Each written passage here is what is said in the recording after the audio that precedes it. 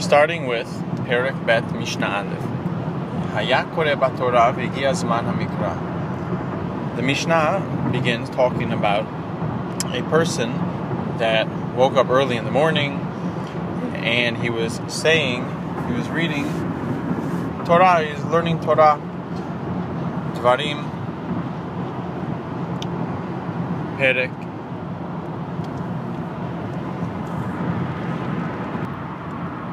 Vav.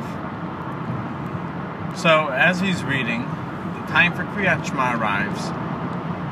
Im kiven libo, if he has kavanah, if he purposely says Shema, he reads the psukim at the same time he means to say Shema, yatsa, he fulfills the mitzvah. And in this case, it's the mitzvah of Kriyat Shema. Ve'im lav, but if he does not have kavanah, that right now, aside from reading psukim from the Torah, he is as well saying Kriyat Shema. Lo yatsa, he's not yotze. Ba prakim, if he's in the middle of two prakim, meaning he finished one and he has not yet started the next. Shoel mipnei kavod umeshiv. So if it's a person that has to give kavod to, like his father, his mother, his rebbe, then he could shoel, he could ask the person, he could ask his father how he's doing, or he could be meshiv. If his father asks him how he's doing, he can answer. But that's as long as he's ba prakim. However, uva emtza, but if he's in the middle of saying the words, he's saying haya im shamoa tishma'u, and then his father comes in, and shoel mipnei hayirah umeshiv divrei Rabbi Meir. So in that case, you can only shoel umeshiv, you can only answer, you can only ask and answer how the person's doing if it's mipnei hayirah, only because of fear that maybe he's going to kill you. However, if it has to do with kavod, if it has to do with just respect, like your mother or your father or your rebbe, then you may not answer if you were ba'emtza according to Rabbi Meir. Rabbi Yehuda Omer, ba'emtza, if you are smack in the middle of the paragraph and you're saying the words, shoel mipnei hayirah, then you could ask a person how he's doing if it has to do with yirah, you're afraid for your life. And of course, we don't have to say that you could be meshiv as well. Umeshiv mipnei kavod. And the Mishnah continues, you can answer mipnei hakavod even if you're ba'emtza. So this is one of the spots that Rabbi Yehuda disagrees with Rabbi Meir. Ba prakim, if you're in between two paragraphs, you finished one and you have not yet started the next paragraph, shoel mipnei hakavod, then you could ask first how the person's doing if it has to do with kavod. Umeshiv shalom l'chol adam. And not only that, you could also answer anybody. So even if your friend comes and says, how are you? You could even answer if you're bein prakim according to Rabbi Yehuda. And as we know, Rabbi Meir does not talk about meshiv shalom l'chol adam, because Rabbi Meir says you may not respond ever to any person that's not either mipnei yirah or kavod. Perek Bet Mishnah Bet. Elu hein bein prakim. These are considered bein prakim. In the previous Mishnah, we learned about certain areas that you're able to stop. For example, according to Rabbi Meir, mipnei kavod, and according to Rabbi Yehuda, you have mipnei kavod, and you even have a situation where you could be meshiv, you could even respond meshiv shalom l'chol adam, you could respond hello to anybody. So now in Mishnah Bet, we're going to see what's considered bein prakim. Bein beracha rishona lishniya, between the first beracha of Kriyat Shema and the second. Bein shniya l'shma, between the second beracha of Kriyat Shema and Shema Yisrael. Bein shema levahaya im shamoa, between shema and v'hayim shamoa, ben v'hayim shamoa l'vayomer, between the end of v'hayim shamoa and the beginning of vayomer, and ben vayomer the emet v'yatziv, and ben vayomer, at the end of vayomer to the beginning of emet v'yatziv. All these places are considered bein haprakim, and either according to Rabbi Meir or Rabbi Yehuda, you're able to stop there and answer somebody depending on the situation. Rabbi Yehuda disagrees with this last point, and he says, "Bein vayomer le'emet v'yatziv lo yafsik." Between vayomer and emet v'yatziv, you should not stop.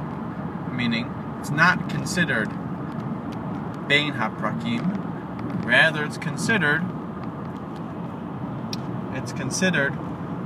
ba'emtza. Rabbi Yehoshua ben Korcha, Amar Rabbi Yehoshua ben Korcha. Rabbi Yehoshua ben Korcha said, "Lama kodma shema levahayim shamoa." Why are these pirakim of Kriyat Shema? Why are they in the order that they're written? They could have been written in any order, and as we'll see, that these psukim are not necessarily, the parshiot of Kriyat Shema are not written in order of where they appear. Shema Yisrael is in Dvarim Perek Vav, and Vahaya is in Dvarim Perek Yud Aleph, and then we have Vayomer is in Bamidbar Tet Vav. So we see that they're not necessarily written in the order that they appear in the Torah, because if they were, then Vayomer should really be first. So Rabbi Yehoshua ben Korcha asks, why specifically, Lama kodma Shema v'hayim shamoa? Why does Shema appear before v'hayim shamoa? Ela kedei, rather it's in order. Shikabel alav ol malchut shamayim tchila. First he has to accept upon himself the responsibility that of Hashem, meaning to say he has to accept Hashem to be his king, and afterwards Yikabel alav ol mitzvot, he could accept upon himself the mitzvot of Hashem, because you don't listen to a king unless he's your king, right? You don't listen to somebody unless you first respect that person, to be your leader. So v'hayim shamoa vayomer. Why do we say v'hayim shamoa before vayomer? Even though really, if we follow the order of the Pesukim, vayomer is in Sefer Bamidbar and v'hayim shamoa is in Devarim. Shev'hayim shamoa noheg bayom u'balayla.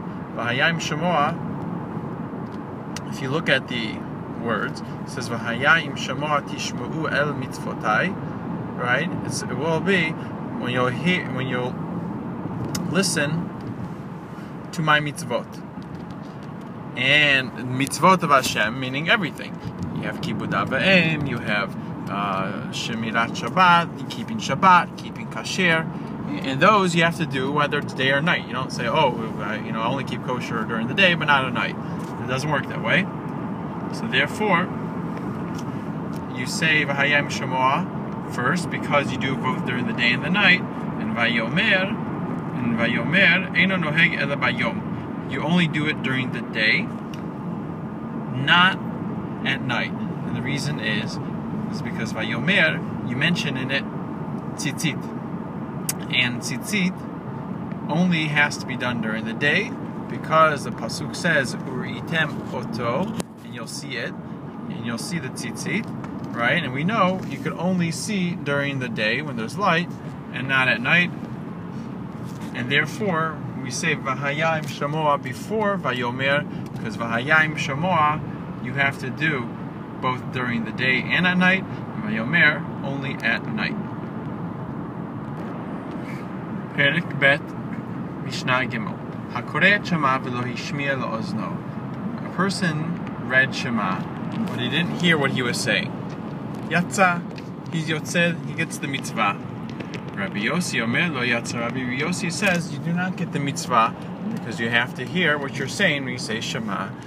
Very simply, because the word is Shema Yisrael. Listen. And you have to hear what you're saying according to Rabbi Yossi. Kara v'lo dikdek ba'otiotea. If you read the Shema, but you were not careful with the way you said it, meaning to say, you said, instead of saying al levavchem or al levavecha, you said al vavecha. You combined the two lameds. Rabbi Yossi Omer yatsa, Rabbi Yehuda Omer lo yatsa. Rabbi Yossi says your yatsa, you get the mitzvah even though you didn't say it very clearly, and Rabbi Yehuda says you're not yotze, you have to be clear. Hakoreh lemafreya, if you read out of order, lo yatsa, you're not yotze, you don't get the mitzvah. Kara v'ta'a, if you read Kriyat Shema and you made a mistake, yachzor lemakom sheta'a, you need to go back to the place where you made the mistake and continue from there. Perek Bet Mishnah Dalet. Ha'umanin kor'in barosh ha'elan or barosh ha'nitbach. The workers are able to read Kriyat Shema even if they're working on the top of the tree or on the top of a construction site, like a stack of bricks. What they're not allowed to do when it comes to tefillah, meaning they're not allowed to say amidah on the top of a tree or the top of the construction site. The reason is, Kriyat Shema, you only need kavanah for the first pasuk. And that we're not going to require you're not going to have to come down from your work spot just for one pasuk. However, for Amidah, you have to have more kavanah. You have to have at least kavanah for the first 3 berachot, if not really the whole Amidah. Therefore, you have to come down from the tree or the work site so you can have kavanah. Perek Bet Mishnah Hey. Chatam patur mikriyat Shema balayla harishon ad motzei Shabbat. A chatan does not have to say is patur, meaning lo tzarich lomar aval yachol, he could. He doesn't have to say Kriyat Shema the first night he gets married until motzei Shabbat, Saturday night, if he hasn't done the ma'aseh. Im lo asa ma'aseh, and as I explained, they used to get married Wednesday night, and he had 4 days to complete his marriage. And since he had during that time that he hadn't yet completed his marriage, we said since he's involved in one mitzvah, he's patur from another mitzvah. So until he's completed his marriage, he is patur from Kriyat Shema. Ma'aseh b'Rabban Gamliel. There's a story with Rabban Gamliel. Shekara b'layla rishon shenasa, that he read Kriyat Shema the first night that he got married.